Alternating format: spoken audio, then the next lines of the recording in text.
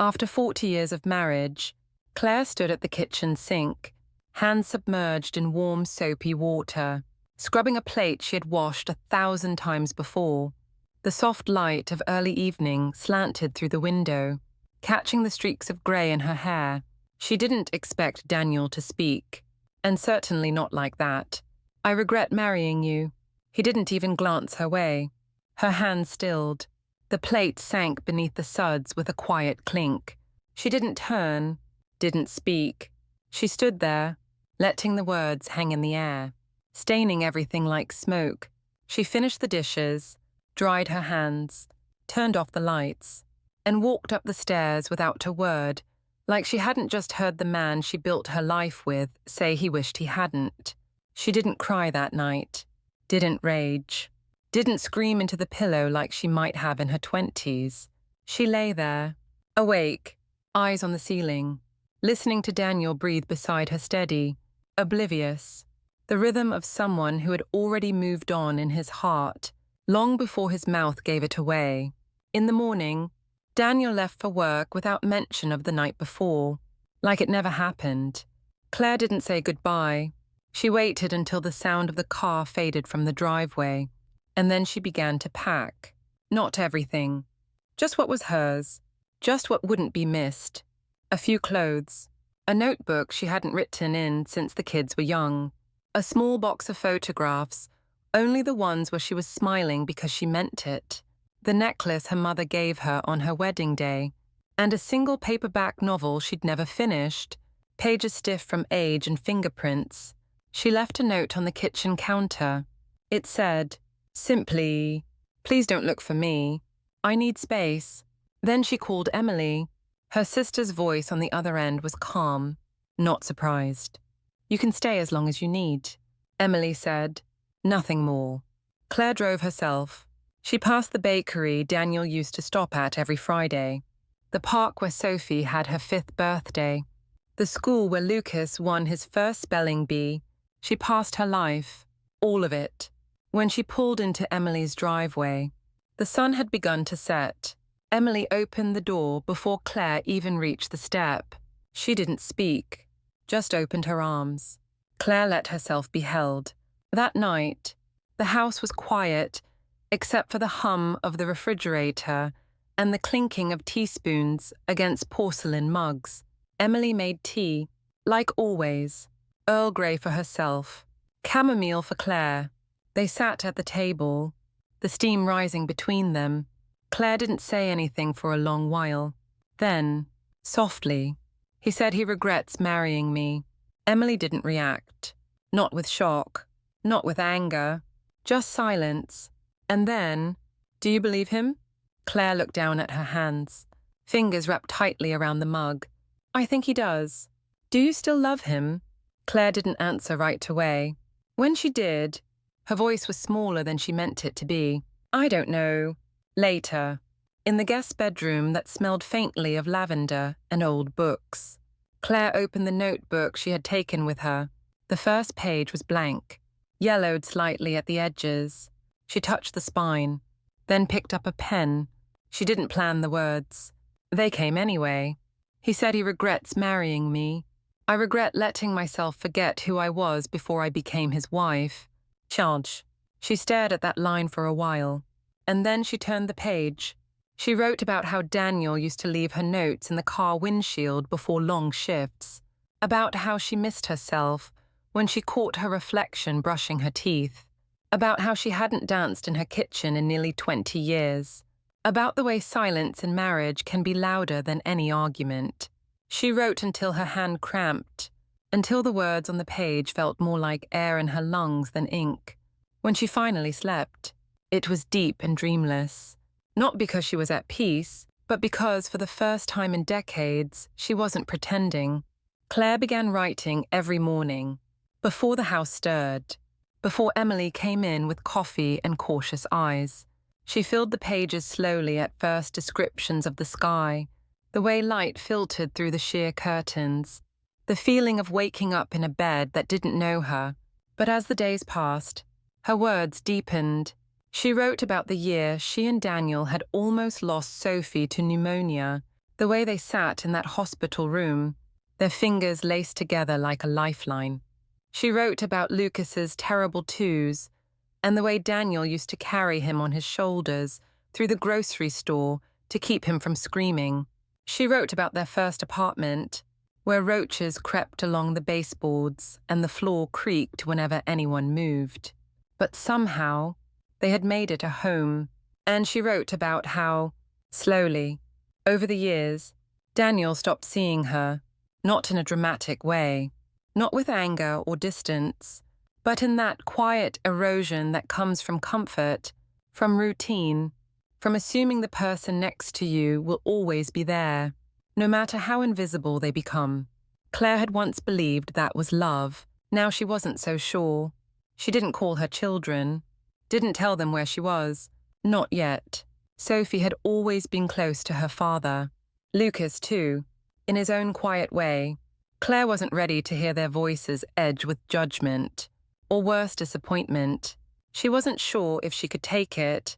Emily never asked when Claire planned to go back. Instead, she left a fresh journal on the desk one morning, a gesture that said more than words. Claire smiled when she saw it, then sat down and kept writing. Meanwhile, Daniel carried on. He got up, went to work, came home. The house was quiet now, clean, ordered, and entirely devoid of Claire. He barely noticed. At least, not at first. He told himself this was what he wanted. Space, freedom, a break from the silence that had pressed in on their marriage for years. He made his own coffee, left the news on too loud. He even stayed up late watching movies she had never liked. But the silence didn't leave. It just settled differently. He noticed small things first, like the missing yellow mug she always used, the way her perfume had faded from the hallway, the book she had left half-finished on the nightstand, its bookmarks still tucked neatly between the pages. Then came the mail, a card from Sophie, addressed to both of them, sat unopened on the counter for days, and he didn't know whether he should open it alone. The refrigerator started to hum louder at night, or maybe it was just the quiet that made everything louder. Daniel didn't talk about Claire at work. When asked, he said she was with family for a while, no one prying. And still, her absence clung to everything. In the spare room, Claire sat at Emily's old writing desk, sunlight spilling across the paper, her pen dancing faster now. He didn't cheat. He didn't hit me. He didn't yell. Turned. He just stopped noticing. Hit him. She paused, the pen tip resting against the margin, and I let him. Ciao. That realization hit harder than anything he had ever said. She had stopped asking for what she needed, stopped voicing what hurt. She had made herself small enough to fit into the quiet, and then wondered why she couldn't breathe. Emily found her in the kitchen that afternoon, standing still, staring out the window. You all right? She asked. Claire nodded, just remembering. Emily poured 2 glasses of lemonade and handed one over. They sat at the table, same as always. After a moment, Claire spoke. When we first got married, I thought love meant sacrifice. Emily tilted her head. It doesn't. Claire smiled sadly. It does, but it's not supposed to be one-sided. They sat in silence again, but this one felt different. Not heavy, just full. Claire took a sip, then added softly, I don't think he even knows what he lost. Emily didn't say, he does. She didn't say, he'll come crawling back. She just reached across the table and squeezed Claire's hand. And that was enough. Claire started walking every morning. Emily lived near a small lake, one with a winding trail that circled through weeping willows and old park benches.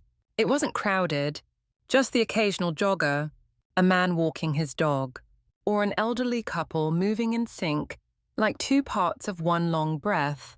She didn't wear headphones. She didn't bring her phone. She just walked. There was something about the crunch of gravel underfoot, the crisp air against her face, the way geese floated aimlessly along the water's edge, that made her feel like time had slowed. Not stopped just enough for her to notice it again. One morning, she sat on a bench near the far end of the lake, a spot mostly hidden by tall reeds. She took out her notebook.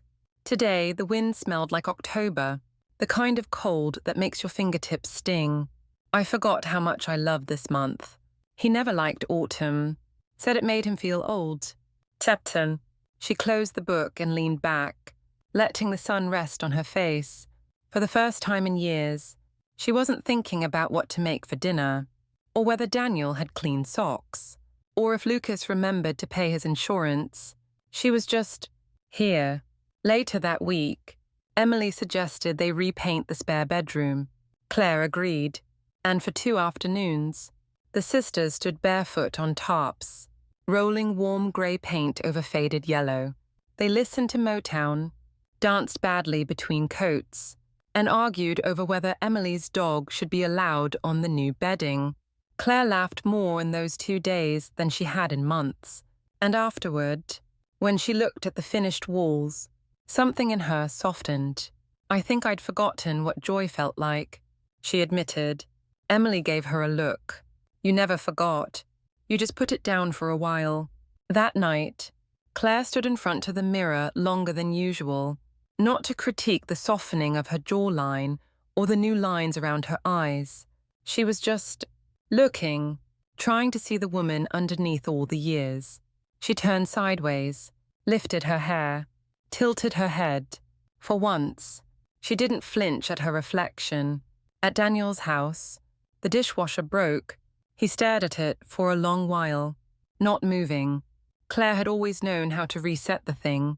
She used to joke that she knew the manual better than the back of her hand.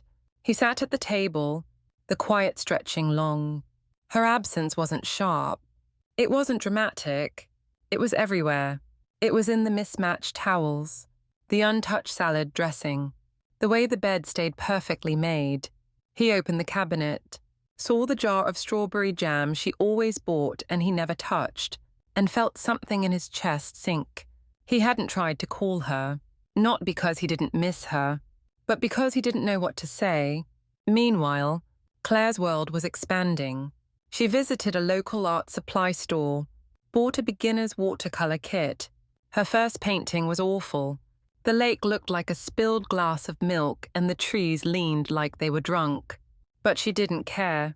She kept painting. She took pictures of birds. She made soup from scratch. She sent postcards to herself from the bookstore down the street, just to remember what it felt like to receive her own name in the mail. Each little act was a quiet rebellion, a way of reclaiming space. Emily noticed. You've changed, she said one evening as they folded laundry together. Claire looked up. For better or worse, Emily smiled. You tell me. Claire didn't answer, but that night, she wrote in her journal, I feel like I'm coming home to myself. Chatham. And somehow, that was the first time the word home didn't make her think of Daniel. The day Daniel found Claire's journal, it wasn't intentional. He had been searching for a screwdriver in the hallway closet. One she always kept organized and he now struggled to navigate. Among the neatly labeled storage boxes, holiday lights, old photos, winter scarves was a small leather-bound notebook wedged between books no one had touched in years. He opened it without thinking, and once he read the first line, he couldn't stop. And he said he regrets marrying me. I regret forgetting who I was before I became his wife. Tadchin. Daniel sat down on the hallway floor. The air felt thinner. The next page was even harder to read. He didn't cheat. He didn't hit me. He didn't scream. He just stopped seeing me. And I let him. Chan. He didn't know how long he sat there. Long enough for his coffee to grow cold. Long enough for guilt to thread itself into his spine and tighten. Claire had written about the first time she felt invisible, about how every compliment slowly became a critique, about how thank you turned into finally, and how silence replaced laughter. She hadn't written to hurt him. She had written to survive him. He kept reading. He read through pages that chronicled the quiet death of their marriage, the unspoken resentments, the unmet needs. the way she had shrunk herself into a version she barely recognized. And then came the joy. The walks by the lake, the painting, the soup, the sisterhood. It was all there, detailed in her calm, precise script, a life after him, a life without apology. By the time he reached the last page, Daniel was crying an ugly, silent kind of cry that shook him. He hadn't known, but that wasn't true. He hadn't wanted to know. Meanwhile, Claire was walking home from the post office, a small bundle of watercolor postcards in hand. She had mailed one to Lucas and one to Sophie, each with a quiet message. "I'm doing well. Hope you are too." She paused at a bookstore window, eyes landing on a copy of The Awakening by Kate Chopin. She smiled. How fitting. At Emily's house, she sat on the porch with tea and opened a new journal. Today, I remembered I'm allowed to take up space, not just physically, emotionally, spiritually. I'm not afraid of silence anymore, because it's mine. Ciao. Later that evening, Emily asked, "Do you think you'll ever talk to him again?" Claire took her time before answering. "Maybe, but not until I know that seeing me won't make him feel guilty. It'll make him realize what he lost." Emily nodded. "And what if he never does?" Claire looked out at the street, dusk settling like a soft blanket. "Then I'll still be okay." That night, Daniel picked up the phone. He dialed Claire's number twice, hung up both times. The third time, he let it ring. No answer, just her voice on the machine. Her voice soft, steady, unfamiliar. "Hi, this is Claire. Leave a message." He didn't speak, just listened to that sentence on loop, like a song he used to know by heart but had forgotten the lyrics to, and somewhere, 1,000 miles closer than it felt, Claire wrote, "He might call, but I won't be waiting. Chatham." The knock on the door came early. Claire was sipping her tea, the sun barely stretching across the kitchen floor. Emily had just gone out for groceries. The quiet was warm, almost sacred, until it broke. When she opened the door, she wasn't surprised to see Rachel standing there, arms crossed, eyes already wet. "Mum," she said. Claire didn't smile. She stepped aside. Rachel walked in like she was chasing answers. Claire followed slowly, letting the moment unfold as it needed to. They sat across from each other in the living room, the same space where Claire had watched rainfall and read books she never finished. Rachel didn't waste time. "Why didn't you tell us?" Claire's voice was Evan's. "Because I wasn't ready to explain a decision you might not understand. We would have listened." Claire held her gaze. "Would you?" Rachel looked away. Then, softer. "Dad's not doing well." Claire nodded. "I didn't expect him to. I don't mean health. I mean, he's unraveling." Claire sipped her tea. "I read your journal," Rachel admitted. He left it open. "I'm sorry." Claire didn't flinch. It wasn't meant to be a secret. It was meant to be mine. Rachel's eyes filled. "I didn't know you were unhappy."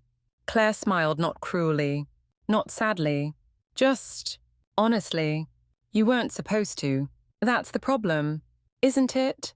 I worked so hard to make sure no one saw me fall apart, that when I finally walked away, everyone called it a surprise." Rachel whispered, "We thought you were happy." "I thought I didn't have another option." Silence. Then, "What now?" Rachel asked. Claire looked toward the window. The day had fully bloomed. Birds on the wire, light on the leaves, everything still moving forward. "I don't know," Claire said, "but I like not knowing. It means anything is possible." Later that afternoon, Lucas showed up. He brought flowers, Claire's favorite, white peonies. "I wasn't sure if you'd let me in," he said. "I'm not locking the door," she replied. They sat on the back porch. Lucas was always the quieter one, the thinker. When he finally spoke, it wasn't to ask why she left. It was to ask how she was. Claire blinked. "I'm peaceful," she said. Lucas nodded. "Dad's a mess." Claire didn't respond. He thought you'd call. Every day he waits for the phone to ring. I know. Why won't you? Claire turned to him, her expression kind but firm. Because love shouldn't be a lifeline. You only notice when it's gone. Lucas swallowed hard. You were always the strong one, he said. Claire laughed softly. I don't think I was. I think I just stopped pretending to be weak. They sat in silence after that. A real silence. One filled with understanding. No expectations. Just space. When they left, Rachel hugged her for a long time. Lucas kissed her cheek and said, Whatever happens, don't disappear again. Claire smiled. That's the point, sweetheart. I didn't disappear. I just stopped living in someone else's shadow. That night, she lit a candle by her bedside and wrote one line. My children came looking for me, and they found a woman they didn't know was allowed to exist. Sometime, Daniel hadn't cooked in decades. At first, he found it oddly satisfying. The sizzle of garlic in a pan, the weight of a knife in his hand, a task with clear instructions and a tangible result. But after a week, the novelty wore off. The food didn't taste like hers, the kitchen stayed too quiet, and every meal was a reminder of her absence. He burned the toast 3 times one morning, finally gave up and left the plate on the counter, uneaten. He had always said he liked silence, but this wasn't silence. It was the echo of something missing. Every room whispered her name. The bed felt too wide, the hallway too long. The house, once their home, had become a museum of the life he took for granted. He wandered into the closet one evening, not sure what he was looking for. Her side was half empty, only a few hangers left swinging, like they missed the weight of her dresses. On the top shelf, he found a box. Inside, letters she'd written to him over the years. Most he had never opened. Birthday cards, anniversary notes, scribbled hearts on scraps of paper. He read them now, every one, and in them, he saw the woman he had stopped seeing. Not the mother of his children, not the manager of his home, but Claire. Claire, who once wrote, You make me feel like I matter. Chin. Claire, who once left him a note saying, Don't forget, the kids need you, but I do too. Chan. Claire, who, even in her most invisible moments, still tried to reach him. He sat there for hours, and for the first time, he didn't try to make excuses. He just let it hurt. That weekend, he drove to the lake near her sister's house. He didn't stop, just circled it slowly in his car, looking for something he couldn't name. When he returned home, he called Sophie. She's strong, she said. I never saw it. You didn't want to. I thought I was doing my best. Sophie was quiet for a moment. Then, that was the problem. Dad, you thought not being cruel was the same thing as being kind. The line went still after that. Daniel didn't argue. That night, he opened the fridge to get milk and stared at the shelf for a full 5 minutes before realizing he wasn't thirsty. He was grieving, but not just for Claire, for the man he had been and the man he hadn't been. He sat at the kitchen tables, took out a pen, and opened a blank piece of paper. Dear Claire, he wrote, then stopped. Not because he didn't have words, but because for the first time in a long time, he wanted to choose them carefully. It started as a thought, then a whisper, then a question that wouldn't leave her alone. What would I say to myself? If I finally listened, Claire sat at Emily's kitchen table, the early morning light filtering through the window like a hush. The house was quiet. Even the birds seemed to hold their breath. She opened a new page in her journal, but instead of logging the day, she wrote, Dear Claire. It felt strange. At first, like talking to someone she wasn't sure deserved the attention, but she kept going. Dear Claire, I'm sorry I've spent so many years trying to be who everyone else needed. I'm sorry for ignoring the lump in your throat, the tightness in your chest, the longing you buried under casseroles and calendars. You tried so hard. Every day, you gave love, and time, and pieces of yourself that no one even saw leave. And still, they said, she's fine, she's strong, she's lucky. No one ever said, she's tired. She paused. Tears slipped quietly down her cheeks. Then she continued, but here's the thing. You survived. You made space for joy. Even when no one made space for you, you remembered how to laugh without waiting for permission. You stood up and walked out and chose yourself. And that doesn't make you selfish. It makes you brave. She closed the journal, exhaled. For the first time in a very long time, she felt proud, not for what she'd endured, but for what she had reclaimed. That afternoon, she and Emily baked a cake just because. They danced in the kitchen. Claire let flour stick to her hands. Her hair, her cheeks. She didn't care. She laughed so hard she snorted. And when they sat down to eat the cake with forks and no plates, she said, "This feels like being 19 again." Emily raised her fork. "Except now, we know what we're worth." Claire clinked her fork against her sister's. Later that night, she lit a candle beside her bed. She didn't write. She didn't read. She just sat, letting the flame flicker, letting the quiet hold her. She wasn't waiting for Daniel to call, wasn't hoping her children would understand more than they could. She wasn't reaching for anyone anymore, because now she knew she had herself, and that was everything. The letter was short, not because Daniel didn't have more to say, but because for once, he didn't want to overwhelm the page with explanations. He wanted every word to carry weight. He addressed the envelope to Emily's house, didn't include a return address, just Claire's name. Inside, his handwriting was stiff, like his hands weren't sure if they had the right. "Claire, I've read your journal. I read it all, and I wish I could say I was surprised. But I wasn't. Not really. You were disappearing, and I let you. I didn't ask what you needed. I assumed I knew. I didn't see when you stopped smiling. Because I stopped looking. You asked for so little, and I gave even less. I'm not writing this to ask you to come back. I know that's not the point anymore. I'm writing this because I need you to know. I remember. Not just the good things. Not just the photos and birthdays and trips. I remember the day you stood in the rain waiting for me outside the mechanic. I remember how you made me soup when my mother died, even when you were sick yourself. I remember you, the woman, not just the wife, not just the mother of our kids. You, and I'm sorry it took your absence for me to see the full shape of your presence. I hope you're well. I hope you're free. I hope, wherever you are, you're laughing with your whole face again. Daniel. He mailed it before he could change his mind. Then he drove, for no reason, past the school where Sophie used to sing in the choir, past the bookstore Claire always got lost in. He sat in the parking lot for nearly an hour, watching people go in and out, wondering what version of himself might have followed her in all those years ago, the one who still held her hand just because, the one who still noticed the way she read the back of every cover like she was looking for herself inside. Claire got the letter 3 days later.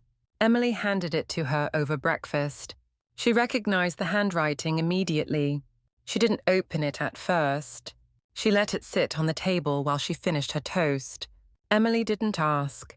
When Claire finally unfolded the page, she read it slowly, once, twice. Then she set it down. She didn't cry. She didn't smile. She simply whispered, "It's the first time he's seen me in years." Emily reached for her hand. Claire didn't say whether she'd respond, didn't ask what she should do next. She just looked out the window and watched the wind move the trees, and thought, maybe. It was enough that he finally looked. Claire didn't write back, not because she was angry, but because she didn't need to. The letter from Daniel stayed tucked in the back of her journal, not as a wound, not as a lifeline, as a page she had turned. In the days that followed, she thought about what forgiveness meant, what it looked like when no one was asking for it with flowers or tears, When it wasn't dramatic or cinematic or wrapped in declarations, just stillness. She didn't hate Daniel. She didn't even resent him anymore. She understood him, maybe better now than she had during their entire marriage. He had been scared of his own softness, afraid of failing, so he hid inside silence and routine, and called it stability, and she had spent years trying to interpret silence as love. She couldn't blame him for that, not anymore, but she also couldn't return to it, not because it wasn't familiar, but because she wasn't. Emily sat beside her one evening on the porch, both holding mugs of warm cider. The air was crisp, tinged with fall. "He loved you, you know," Emily said softly. Claire nodded. "I know. He just didn't know how. That's more than a lot of people ever get." Claire turned her mug in her hands. "It is, but I want more now. More joy, more agency, more than just being cherished when convenient. I want a life where I'm not waiting to be seen," she said. Emily smiled. "Then keep living like this, because I've never seen you more alive." Claire looked out across the lawn, golden leaves gathering in little drifts. For the first time in a long time, she didn't feel like she was searching for the next thing. She wasn't planning. She wasn't hoping for an outcome. She was simply being. That night, she lit a candle and opened a new journal. Not a continuation. A beginning. The first line. "This is not the story of what I left behind. It's the story of who I'm becoming." Tet. She wrote for hours, no longer as therapy, but as truth. She wrote about her walks, her art, the way her laughter returned without her noticing. She wrote about Emily's loyalty, about Sophie's quiet apology tucked into a postcard, about Lucas calling her just to ask what kind of bird feeder he should buy. She wrote about herself, not the role she played, but the person she was. And in that becoming, she realized something profound. She wasn't healing to return to the old life stronger. She was healing so she could build something entirely new. The coffee shop was quiet. Claire chose the table by the window, where the light poured in soft and golden. She arrived early, not because she was nervous, but because she didn't want to feel rushed. She wore her favorite scarf, the one she bought for herself last winter. Daniel arrived right on time. He looked smaller than she remembered. Not physically, just quieter, as if life had taken some of his edges and softened them. He smiled. Tentative. "Hi." Claire returned the smile. Polite but steady. "Hi." They ordered their drinks, sat in a pause that wasn't quite awkward, just full. Daniel finally spoke. "You look good." "I feel good," she replied. He nodded, eyes on the rim of his cup. "I wasn't sure you'd come. I almost didn't." Another silence. Then Claire said, "I got your letter." Daniel exhaled. "I meant every word." "I know." They both sipped their coffee. Claire watched a mother outside tie her child's shoe, watched the way the little boy leaned into the balance of his mother's hands. Daniel cleared his throat. "I've been thinking a lot. About the past. About how blind I was." Claire didn't respond. "You deserved more than what I gave," he continued. "Not just more attention. More. Everything." She looked at him, her expression calm. "I didn't come here for closure." "Daniel." He blinked. "You didn't. I already gave that to myself." "Then why?" "I came to thank you." He froze. Claire went on, her voice even. "If you hadn't said those words that night, I might still be there, shrinking, disappearing, pretending." Daniel lowered his gaze. "I'm sorry. I believe you." She let the silence hang, then added, "But I don't want to rebuild something that broke us both." His jaw tensed slightly. "Are you seeing anyone?" The question surprised her. She smiled gently. "No, but I'm finally seeing myself." Daniel looked like he wanted to say something more, but then he stopped. Instead, he just nodded, slowly, respectfully. "I'm glad," he said. They sat for a little while longer, talking about the kids, about Emily, about the dog Claire had recently adopted, an old terrier with 3 legs and a stubborn spirit. When they stood to leave, Daniel held the door open for her. Outside, the wind was crisp. Leaves danced down the sidewalk. Claire turned to him. "I'll always care about you," she said. "I know," he replied, "and I hope you find peace." He looked at her, then really looked. "I think I already did," he said. "In knowing you're okay." She smiled, then walked away. Not with regret, not with sadness, but with grace. And Daniel watched her go, not as a man who lost something, but as a man who finally understood what he had once been given, and what it meant to love someone enough to let them go. Autumn faded into winter. The air grew sharper, the light shorter. Claire bought a thicker coat, a new pair of boots, learned how to make sourdough from scratch, read 3 novels in 2 weeks. Under a wool blanket with Emily's cat curled beside her, she didn't feel lonely. She felt full. Some days, she still missed parts of her old life, the smell of fresh laundry in her old hallway, the sound of Sophie's laughter bouncing off the kitchen walls, Daniel humming out of tune while shaving. But missing didn't mean regretting. It just meant she'd lived deeply. One afternoon, she sat by the window with her journal open and no pen in her hand, just watching birds flit from branch to branch, watching clouds shift like thoughts across the sky. She didn't feel the urge to write something profound. She had already written her truth. She didn't need to explain it again. Emily came in with 2 cups of cocoa, handed one to Claire without a word. They sat in silence, shoulder to shoulder. Finally, Claire said, "Do you think everyone gets a second life?" Emily sipped her cocoa. "No," Claire nodded.